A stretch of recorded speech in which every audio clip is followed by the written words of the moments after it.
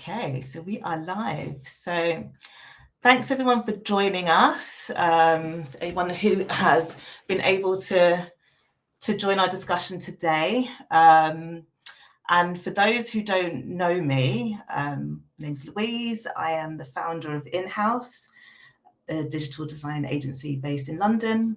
And I support brands and retailers to strategize and implement 3D. And joining us on the discussion today is Sylvia. And I'm going to let Sylvia introduce herself because I think it's better and easier. So over to you, Sylvia. So, hi everyone. My name is Sylvia Szymczyk. I am a founder and CEO of Fashionista. A, mm, I call it no bullshit fashion AI tool, if I can say that. And simply because we are using AI to create a real product, not just nice images. And yeah, this is who I am. Cool. So full disclaimer for everyone, this session is going to be like podcast style. We haven't got any fancy decks. We're just going to delve in to unpacking the topic. And so we're thinking 45 minutes of the discussion. And if anyone wants to ask any questions, we can do a 10-minute Q&A with both Sylvia and I. So please put your questions in the chat. So we're just going to delve straight in. So let's just get the main topic out of the way and the base problem, reality versus perception. So for me, in terms of how AI is used within the fashion industry for e-commerce, for brand campaigns, for creating brand identity and maybe creating a narrative, I don't think this is the fashion industry's first foray in creating maybe a false perception. You know, the industry has used digitally manipulated images for a very long time. I think that this use of AI feels like an escalation of that. So it'd be really interesting to hear your perspective on whether we're kind of entering this new era of visual realism, or this is just something that we've kind of been in this area before. So for me, the thing is that having an automated Photoshop doesn't make much sense in fashion. I mean, we have Photoshop, we have Illustrator for years, Yeah. and if we have to use AI tools to replace those tools, it's really something that doesn't make any sense, especially because those tools like Adobe is heavily adding AI Mhm. into their tools. So why should I learn something which is making exactly the same things, Yeah. the tools I am already using? For me, AI is an amazing opportunity to help with all those processes that were fell behind in digitalization before. Um, it's great way to finally use data we have, and all fashion companies have really gold mines of data. We are Yeah. just not able to use it right now. We have right now compare apples with pears. So first we have to clean our data, understand how we can do that, and also here AI can be helpful actually. Yeah. And once we can use our data, we can really gain a huge advantage with that. Mm. We will be able to predict the demand. We will be able to work much better with our warehouses. We will be able to adjust our supply chains. We will Yeah. be able to adjust the design and the product development process, and how designers and product developers and pattern makers and merchandisers and all other stakeholders are communicating. Yeah. This is the biggest opportunity we have right now. I mean, I love AI generated images. They are beautiful. They are Yeah. really beautiful and they are stunning. And for me, what I started to use AI in 2023, I believe. Okay. Early adopter. And yeah, and at the beginning it wasn't that good. I remember my first images in Midjourney, and I was like, "What? This is something that should change the fashion industry forever? No way!" And then I tried it few months later, and I was like, "Oh gosh, how fast it is going!" And Mm. there I understood that really it will be changing. And it was meant like the AI generated images and the help from visualization point of view was meant to help designers, was meant to help the Yeah. brands to make things better, to make them faster, to make them easier. Yeah. But I think how it is used today somehow is missing this point. I don't know why. I don't know why we are always taking technology in fashion and then, going like in completely different way we should. Yeah. But this is something that already happened with 3D. Yeah. And Yeah. Yeah. now we are Exactly. repeating it with AI again. And I am Right. asking myself why we are made this way. 100%. And I think what you said about opportunity is so right, because we do have this opportunity to really think about how we're using AI within our internal processes in fashion.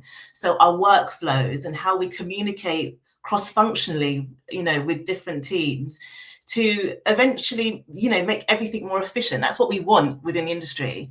When it comes to the the AI generated imagery for brand campaigns, I think it feeds into this kind of darker side of the industry where we haven't had much diversity in terms of how people look in campaigns, in terms of sizing, in terms of race. And all I see is more of that being perpetuated with AI. I don't see a change. I don't see a shift, and I just see more of that. And I tend to think, well, at the end of the day, I personally don't see I see a shift, a cultural shift happening, but I don't see it happening in the right direction in terms of using AI for that. I don't know. It's just there's so many different kind of facets for, like you said, for data, to make the buying process easier, to make the design process easier, to make the product development process easier. I think I personally find it a little bit of a struggle to see and to see AI generated imagery that looks exactly like the imagery that we've seen before, that wasn't a true reflection of the brand that it represented or the people that are buying that brand. So for the consumer, do you think that the consumer cares about AI You versus know, reality? there is I don't think consumer cares, Yeah. at least not that much. I see already some AI generated marketing campaigns, and honestly, the shitstorm around them, it's not made by customers. It's made by people from the fashion industry.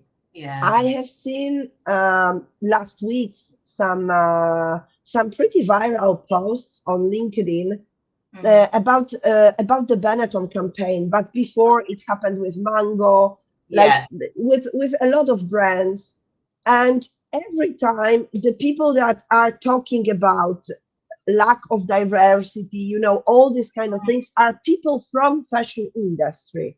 Yeah. Customers really don't care. What customers are caring about actually is that the garment is fitting them correctly, Yeah. how they expect it to fit them, and Mm. that is enough cheap they can afford it. Yeah. Especially if we are talking about Gen Z customers that are basically habituated with digital tools. Like for them, their whole life they had Facebook, Instagram, TikTok, whatever and however you want to call it. Like they are living online. It's Yeah. not maybe, I am almost 40. For me, I still remember the time. when there were no smartphones, when there Yeah. were no social media. So I grown with that. For me now, they are taking a part of my life, but still I remember the life without them.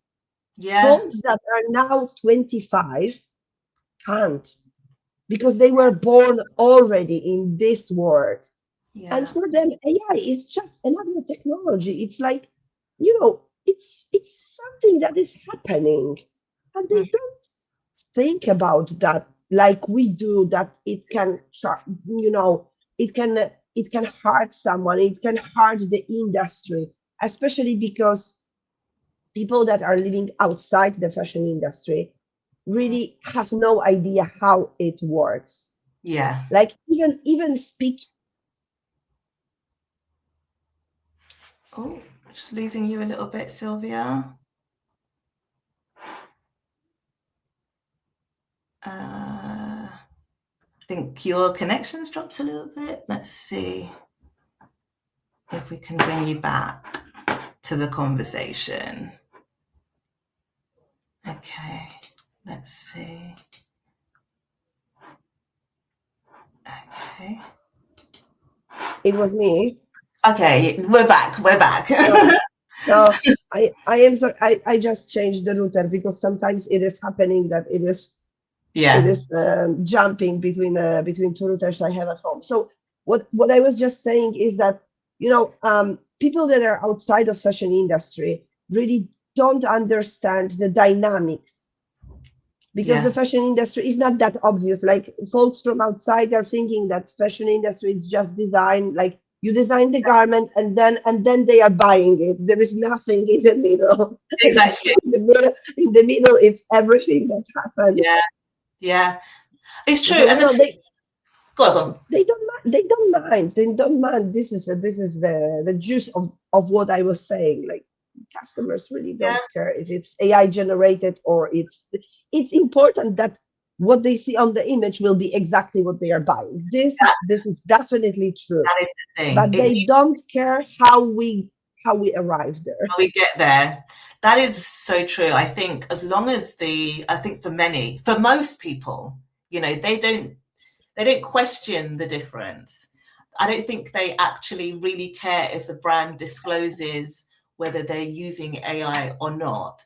And I don't think that um, a, a brand is losing any trust from their consumer in these, and that's why big brands like Mango and Benetton are experimenting with AI, knowing that I think that they're not going to lose any confidence from the average consumer, because they're not looking deeply into an image and saying, well, I can't really see the stitching of the yarn of that knitwear.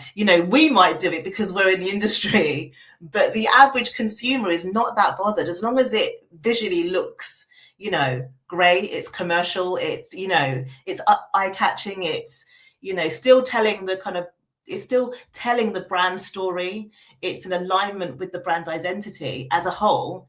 I don't think that it's something that, I don't think this whole issue of realistic versus true is even an issue for the consumer at all. I tell um, you more. Generally, consumer is if you cut out the labels, it's hard that consumer will be able to recognize the tea or the sweater from Gucci against the one from Zara. yeah. They won't. And often folks from the industry are not able to, because this is not true that the Mm, quality is completely different. yeah. I honestly have some garments that are from Zara, from H&M, from whatever it is, that Yeah. are in my closet for last 15 years and I can still wear them. Yeah. So it's not true that they are not good quality. I mean, it's a lot of stories we are talking to ourselves in the industry are made up by us, like Yeah. by us from Yeah. the industry. Yeah. So it's the same with AI. It's exactly the same with AI. It was exactly the same with 3D, and it will be the same with anything new that will came in the years to come. Yeah, very true. I think so. I think in terms of, and this kind of feeds into the whole kind of narrative of whether we actually care as consumers if things are real or not. Do you feel like we have an emotional connection still with brands that are using AI imagery? I think we can see this in twofold, because we have AI that is used within, again, like the internal processes. And I think that AI can really work hand in hand with designers, product developers, buyers, to really kind of boost that visualization that would take a lot longer, possibly with 3D. We can get things a little bit more instantly with AI. So I don't think there's an emotional connection there. I think as designers, or as we just want to see product, and if it reflects it in a way that that is what the designer envisaged in the first place, I think it's good enough. As a consumer, I guess it's slightly different. From my point of view, I think again, if we're looking at AI imagery in the same way we're looking at the real campaigns that don't necessarily reflect the diversity of probably the people that are buying the the product, I think there's already a disconnect. I don't think there's a new connection or disconnection. I think that, just for example, I look at like the Zara site. There's hardly anyone that looks like me who is modeling. It doesn't stop me from buying it, but do you know what I mean? So if I saw an And AI generated image of a woman who looks like the typical Zara model, I'm not going to feel either emotionally connected, because I didn't feel emotionally connected to the real person, or or actually feel a disconnect. yeah, I can understand it. I mean, for me it's slightly different because I am white, I am European, so for me, like, most of models are like me. I mean, much Yeah. younger than me, but still like me. But I tell you that I believe AI could help with that, because Yeah. I know that there are already some AI startups that are trying to solve this problem. So Hmm. create a kind of geolocation of the models. So if we are going for Indian market, there will be models that look like Indian woman. If we are Hmm. going for China, like Chinese woman. If we are going in UK, like in UK, you have a lot of diversity of people, no? Yeah. Because you have white, black, yellow. You have everything in place like UK. It's the same in United States. Also, there is a huge diversity. Maybe it's slightly different in Italy where I live, because I mean it's not that diverse. But Mm, also the southern Europe people are looking slightly different than in northern Europe. So yeah. there are already startups that are trying to solve this problem. The real issue is that it's not only about the skin color, or about the hair, or about the body shape. It's also about how this garment fits on you. Yeah. And this is the problem that is still not solved. And this is pretty dangerous space in AI right now, Mm, because if imagine that you can, and this is something that I know that already exists, and I know that there are a lot of startups working on that. So hyper yeah. personalization. You Yeah. can see on the website not the models, but yourself Okay. wearing the garments. Yeah. Something like Try on. imagine the window of the Netflix, which is hyper personalized. Like you see only things that you have already watched or you may like, and it's just for you. Like your husband or your best friend will never see exactly the same window on Netflix like you do. Yeah. And this is something that is coming to e-commerce in fashion industry, and that's great. The problem is that if you see yourself in the garment Hmm. and it looks so realistic, that you really feel like this is real. Then Yeah. you buy it, and this garment arrives to your home, and or it's different, Yeah. or it fits you completely different. It's like kind of double disappointment, Yeah. because today you buy on e-commerce, and you have in mind this thing that this garment may not fit you like Yeah. it is fitting the model you see on the image. But if they show you yourself wearing this garment that Yeah. fits on you perfectly, you are expecting this when this garment arrives. And when you open the package and the garment is not exactly the same and is fitting you really bad, you are like, no, they scammed me. Yeah. It's a scam. Like, you not only send it back, you also will never buy from them again. And you will tell to your friends, don't buy from them, because what they show on their website, on their e-commerce, is not true. Yeah. So this hyper personalization is amazing thing, and I can't wait to see e-commerces like this. But first, we really need to solve the problem with virtual try-ons. Like, we need to show Definitely. the real fit if Yeah. we want to overlap the images on top of photos of our customers. Otherwise, we really are bringing another huge problem to Yeah. the e-commerce, which is already bringing a lot of returns and a lot of different kinds of problems for fashion brands, while it's necessary because people are buying online today. I Yeah. honestly don't remember when I bought the the, even the garments last time in the shop. Yeah. I really don't It's remember, just because I am buying e-commerce. everything online, everything. But I guess you accept that expectation that your garment is not going to be exactly like, and it comes back to, if I don't see, and you're right, and what you said, if I don't see myself reflected in the models, I don't see how it's going to fit. I've already got that inbuilt expectation that this might look really, really bad on me.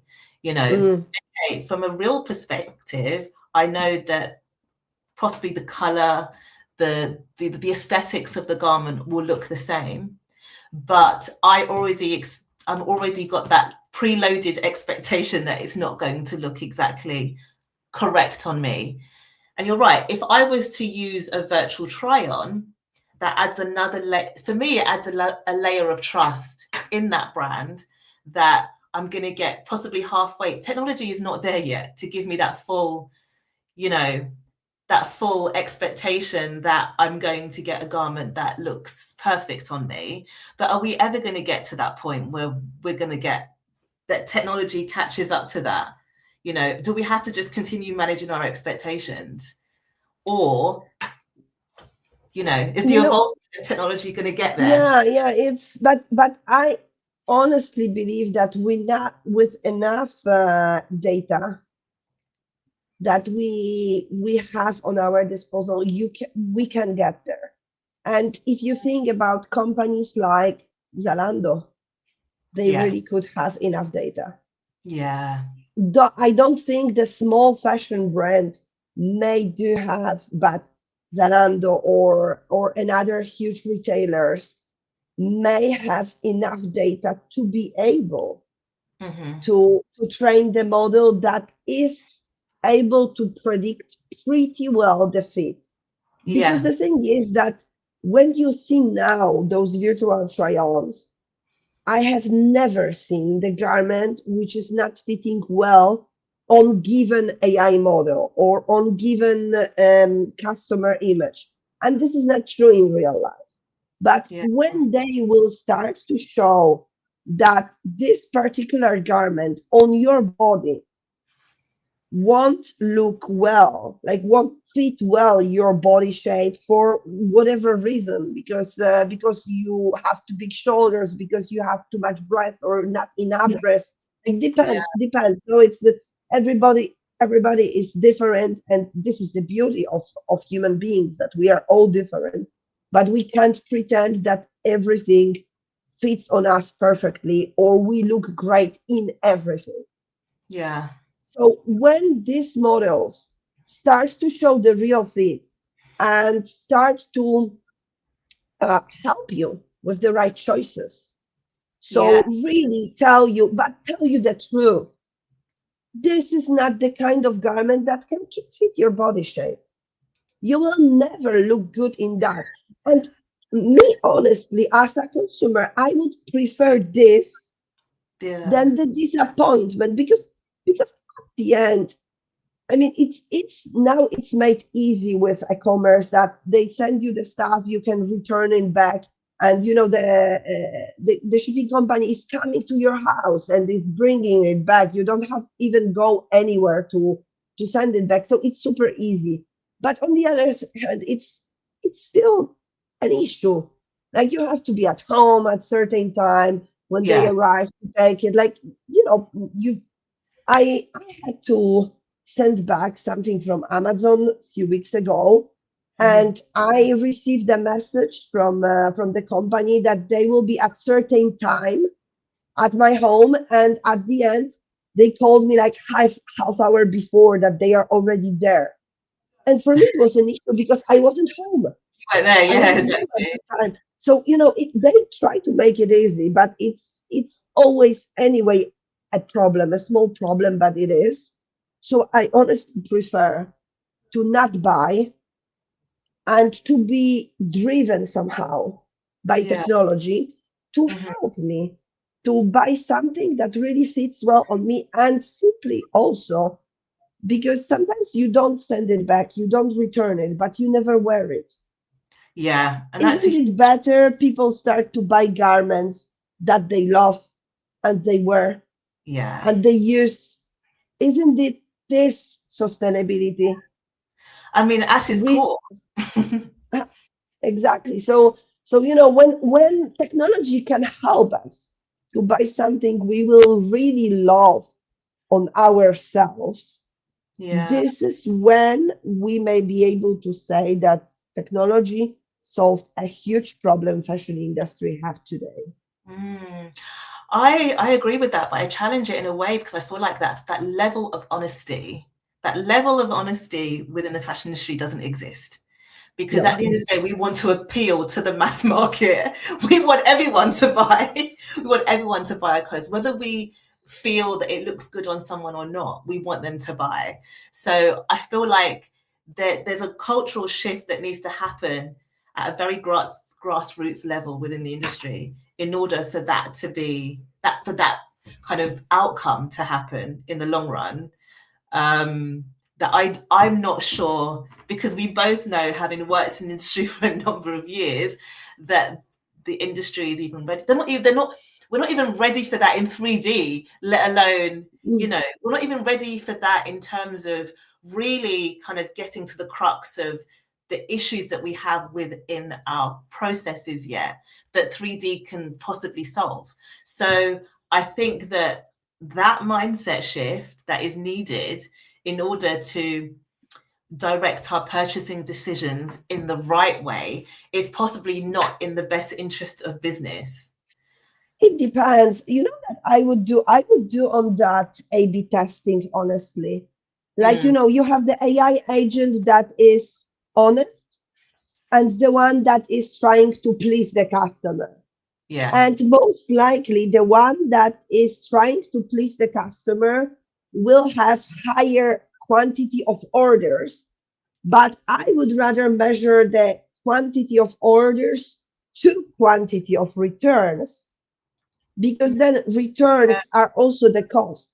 it's a It's not major only that you didn't sell at the end.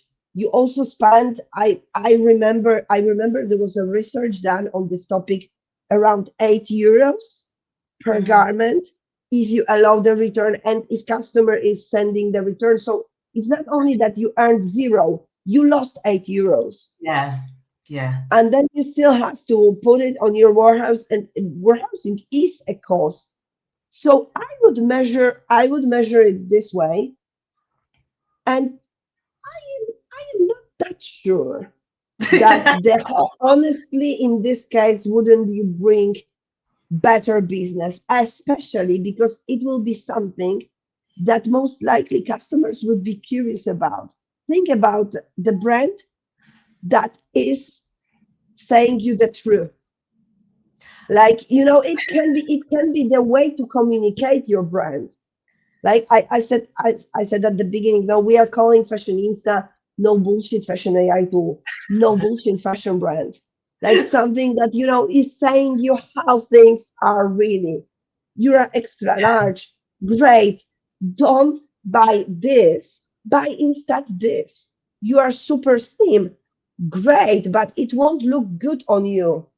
It's better Yeah. you buy something like that. And it's not easy then also because it's not only how algorithm may perceive how things are on you, but also how you feel. So Hmm. probably it needs a kind of conversation with customer before. Yeah. It needs to ask you, send me, I don't know, 10 images with you in the garments that you really feel great in, like your favorite garments. And it has to assess somehow what customer really loves, like how they want to feel, because this is also the huge problem with the size prediction. Because size prediction today, how it works in most of cases, is that it is checking on your body measurements, it is checking the garment measurements, and it Mhm. is somehow pairing, like, looking at your measurements, you should buy medium size, or looking at the measurements, you should buy extra large size. Yeah. Yeah. But this is just one layer of that, because maybe someone who is wearing, like, who has a measurements for medium size Hmm. prefer to buy large Yeah. because they just want to feel more cozy in the garments, no? Exactly. Or the other way around, they are buying small size because they want this fit which is much closer to the body, and they are still fitting in small size. So it's also a matter of preference that AI can't know what it doesn't know. I think that's the thing. I think it's subjective. I might think that this garment looks great on me, but I'm relying on AI who doesn't know me, who doesn't know how I want to feel in that garment, who doesn't know, like my personality to be able to tell me whether to buy that garment or not. I think there lies the issue because it could be exclusionary. We're all for within the industry creating bigger size ranges so that everybody feels included. So garments that would typically be for a size 8 person or size 10 person that maybe many years ago were not, you could not find those garments in, size 16 to 24. We now have that. So I think, and we've got to think about who is making these decisions in, for AI, because it's powered by someone who might have biases, probably has biases. So Yeah, we all do. exactly, but we kind of think, some biases obviously are more harmful than others. So AI is good as the person who is inputting the information. So I kind of think, where are we going in terms of trusting AI to the point where it can tell me whether a garment looks good on me? I think there's a psychological kind of thing going on there with the consumer. I think for business, like I understand, like, the business case, especially for returns, especially for that huge amount of money that businesses are losing for returns. But for the consumer, I see that then technology is probably having too much of an overstep into the purchasing decision, I Yeah, think. I mean that's a good point of view. I mean, the probably we have to understand how, because if you think so, you can today train AI with Hmm. only few images, with only few prompts, with only few tags, like you create your own LoRa, and it is like, for example, with company logo or with certain colorways you have on your collection, or like you can then type colorway 123 and it will make it in this color. And I imagine this made this way. So that's why I said before, like asking you about sending few images with Hmm. you wearing the garments you truly love. Yeah. Because in this way it is able to somehow predict till a certain point, because again, it's just technology, it's not a human being, it's not, for Yeah. example, the person that you have in the shop and is seeing your Yeah. eyes lighting when you see certain garment. AI can't see that, or better, shouldn't, even if today with your phone webcam, potentially something like that could work. And there are already tools that are tracing where you look at your phone screen. Hmm. So this is something that we have also to take in mind, that technology is really far, far away Yeah. with assessing what we are doing when we are using our phones. This is something I was speaking today with about with someone who was commenting under my LinkedIn post. If something is for free or it is costing you few money, that means that you are the product. Hmm. And this is with any kind of tool. Like think about Facebook. Facebook is for free, but Hmm. they're collecting your data and Yeah. they are using those data to sell to the other companies marketing campaigns on you based on your data.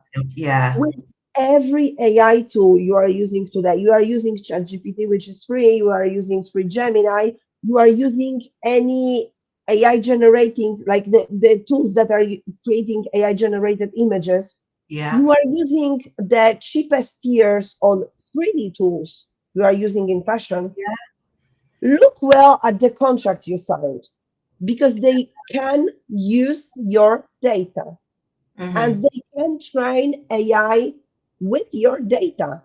So Yeah. if you want the tools that are not costing a lot of money, you are the product. And this is the same with social media and with everything we are Yeah. using today. So AI potentially is able to predict what we really like. You're right. I didn't think about it in that perspective because, like you said, we're already being sold to already on social media from the algorithms that are, kind of tapping into our preferences anyway. In order to get to that point, we kind of need to work backwards and in terms of what the industry needs to do to get to that point, because there's a huge amount of data that AI kind of needs in terms of patterns, in terms of, and it also in terms of how we work within the industry, because we have the kind of output in terms of the generative images that we're kind of seeing, but then we have the back end of the work that needs to be done, and how much and how close are we to getting to that point where we can use AI in that way, in a kind of virtual fitting way. Um, because to be really honest, having worked with companies who are implementing 3D, that has been a hard sell, and that needs to be the foundation of the work. So not AI. So I kind of think that we need the 3D first, then AI. It needs to be a digital pathway towards getting to that point where we're using AI for the virtual fitting. But how close are we to that? Because it doesn't feel very close.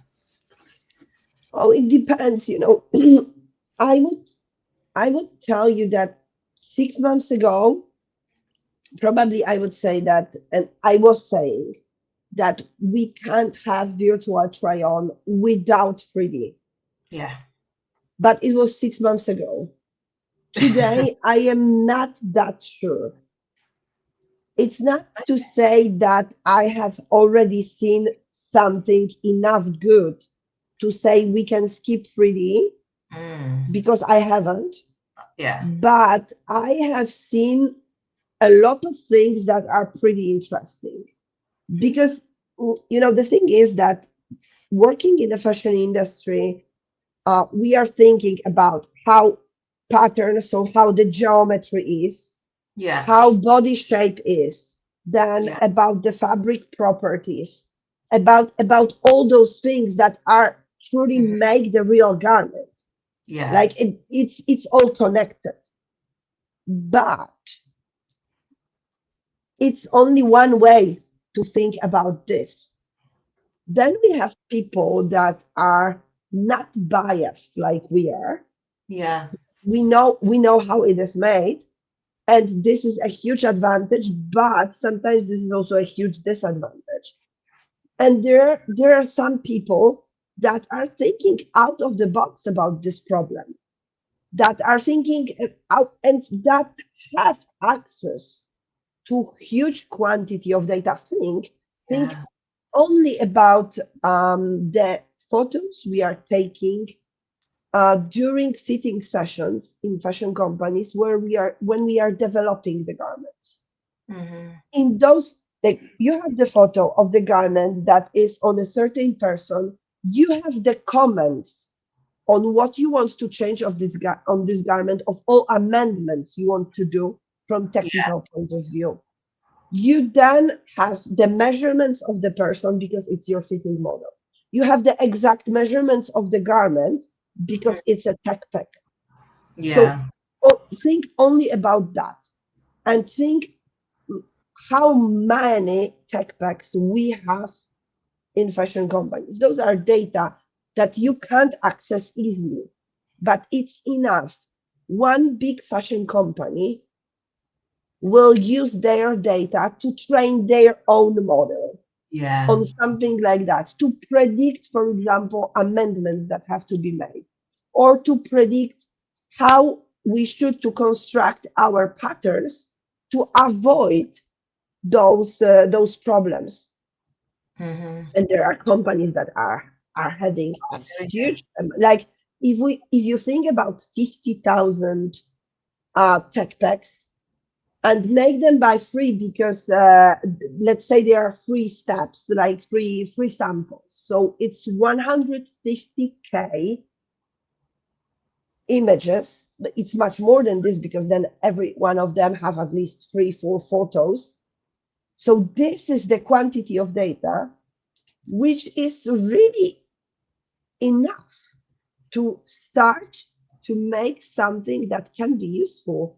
And this something could be potentially then used to create virtual try-on that Yeah. shows the true fit, because you have all info in one place you need in order to be able to compare apples with apples. Yeah. it's Yeah. it's not about the images, but it's about hard data which is Yeah. behind these images. Because if you just take images from Google, it's not enough, because you don't have the information about the measurements, about the garment itself, about the fabric, about. But in TechPack you do have those information. Yeah. Yeah. Yeah. This is the foundation of what we do. I do tend to think that a lot of fashion businesses are clamoring for the shiny new tool that is going to be more towards just creating imagery. And I think that within that, we lose the impact, that the true impact that AI can have within the process that we go through to create the product.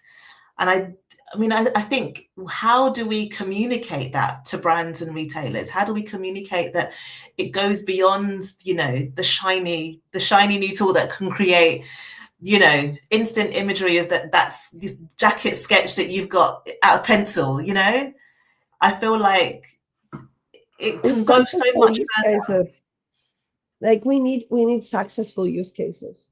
Yeah, There is nothing that speaks better to senior leadership than their most important competitor that made 10 times on a certain tool, or yeah, on a certain decision regarding the technology used in the company.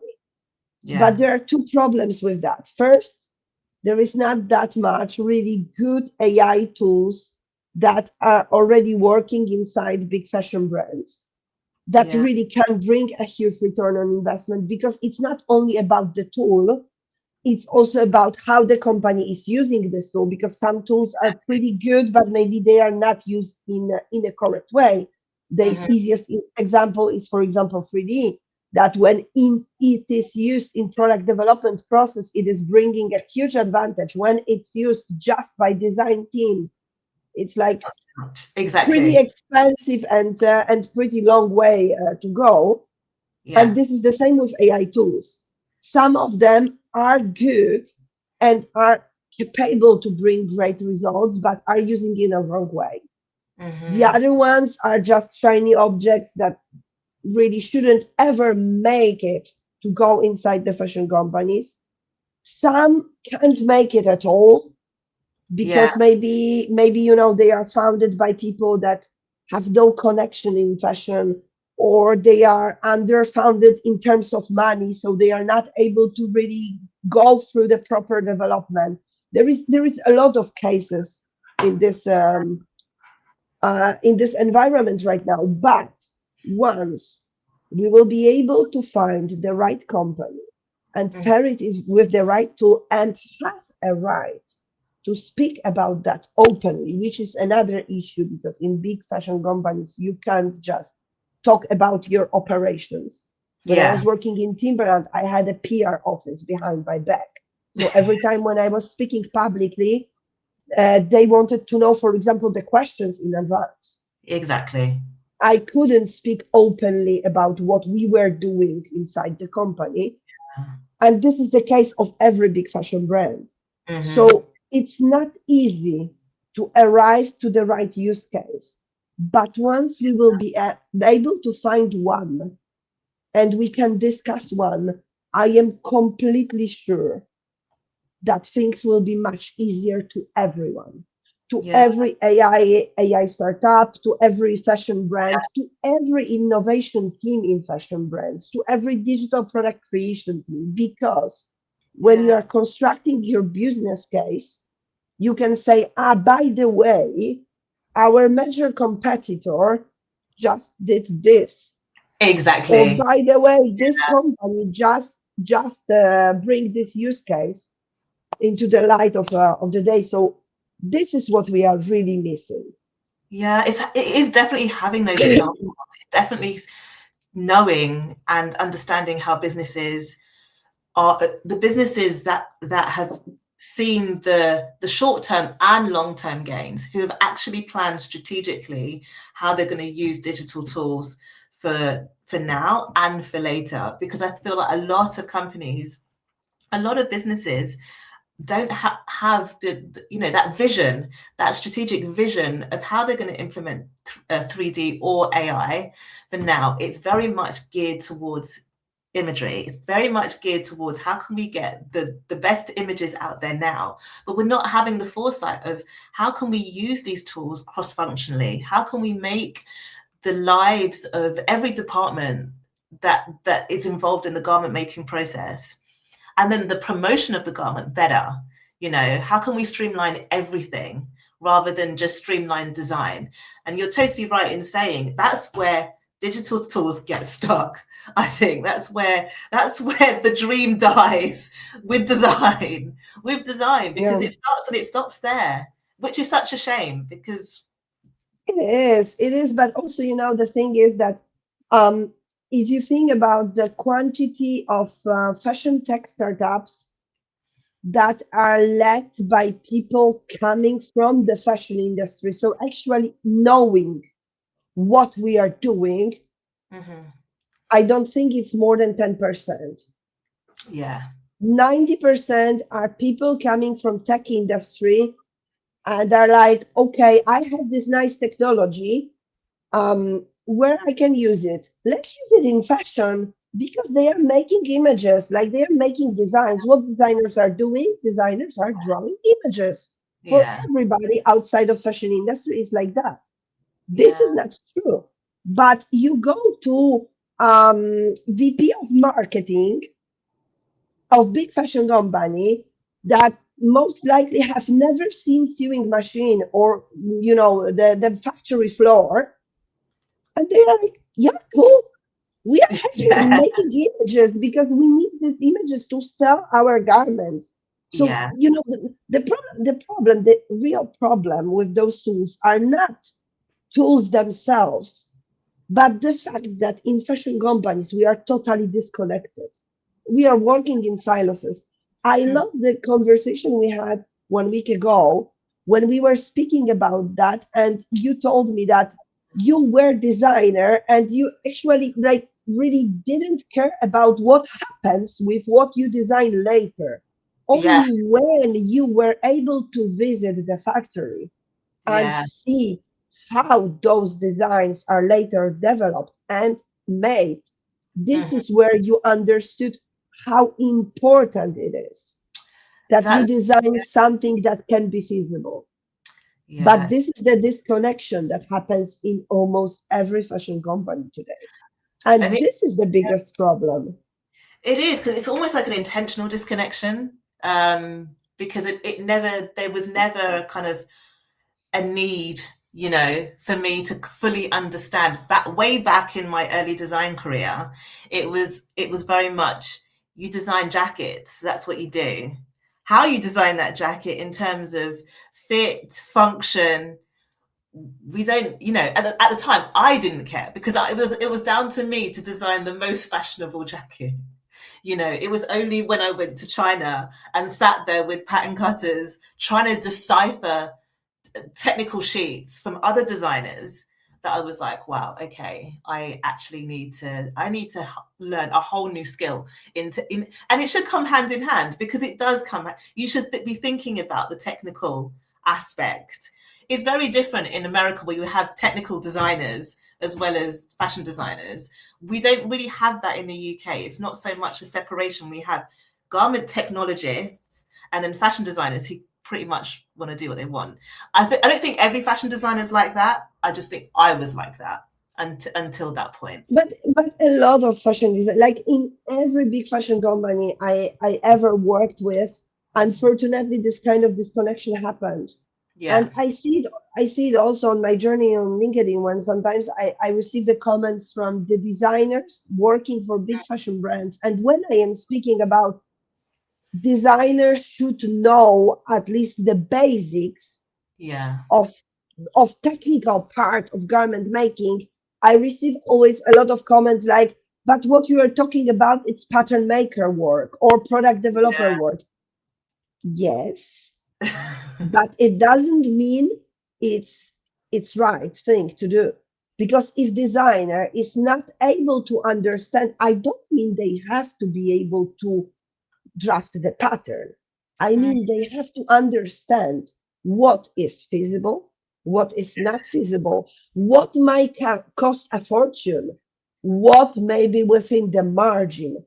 Not mm, exactly the numbers, not exactly saying, oh, you move it 5 millimeters here, or this is how you should to draft the pattern, but yeah. just knowing that this can't be made or this can be extremely expensive. So it will be dropped along the way, or we have to completely change the construction. This is it. Yeah, no, I agree. I think in a way AI, how it's used for just imagery purposes, do you not think it feeds into that? Because Yeah, I feel like 3D, you need to have that technical yeah, background, whereas AI, you don't. There's no yeah, kind of exactly. learning curve in that way. So you can just generate in the same way that you kind of design it maybe as a hand sketch, you can generate the same. So I think that Exactly, exactly. This is the biggest issue, and this is also the reason why when I started to work on Fashionista, I said, okay, most likely we need AI generated images in Fashionista because this is what people love and what people are buying into. But I want those images to be connected directly to cut pattern of the garment. And yeah, this is what we develop, and this is what we are continue to develop. Because if you have the pattern and you have the visual, you know that you are able to produce it. You know that this is like when you send it. further to pattern makers, to product developers, to merchandise, to whoever, you know that it can be made. So it's not like, just because today AI bots potentially could generate thousands, but thousands of images at every minute. And those images can be based on perfectly assessed market demand. Like Yeah. you really today don't need designers who are not able to understand what they are designing, Yeah. because these beautiful images can be really generated in bulk by AI agents, and Hmm. they are able to assess market demand much better than any designer is able to do, because we have only brain. They have millions of brains at the same time. You're going to have So, designers who are watching here now, quaking in their boots about their jobs. but this is true. But this is true. If you are a designer that is able to understand and is able to explain the how Yeah. behind your design, this is where no AI can beat you right now. Yeah. It's true. This is the Yeah. difference. Yeah. Yeah. And Yeah. really designers today have to think about that, because Yeah. I see also fashion design students that are pretty afraid about AI, and Hmm. they are right. If they are studying only how to sketch, if they are studying only how to, spot trends, Yeah. technology is able to make it To faster do today. that. And Yeah. and the speed is money. And what fashion companies are caring about is to make stuff that can sell for more, but spend Exactly. much less on making it. And Yeah. designers are probably not the most expensive department, but Hmm. still are a cost for fashion companies. Yeah. Especially in terms of just how long it takes in terms when you're not using any kind of digital tooling, the time it takes for you to go comp shopping, to go looking at other brands, to the like you said, there's so many AI tools now that are just consistently and studying data that can do it so much quicker than you just going out there. We're nearly at the end, so I just want to be able to invite people who have got any questions for either myself or Sylvia. Um, to just write in the comment section. We've already got a few comments, but I think that these are more just observations. If anyone's got any actual questions, please feel free to ask now. We've got 2 minutes. If anyone is there. Okay, that is the mystery of factories. So making the same products. Can you see the comments, Sylvia? I am looking right now on them. Okay. So most brands don't have access to a full set of data to train AI because they have outsourced it to the And lowest bidder. Rocio is right. And Rocio is right. I mean, I love Rocio because she is working in manufacturing, and Yeah. she knows her stuff. And she's so right. A lot of fashion companies have no access to data and have no access to partners. Now with Fashionista, we are speaking with a lot of big fashion brands, Mm-hmm. and a lot of them, especially the ones based in US, have no access to their patterns.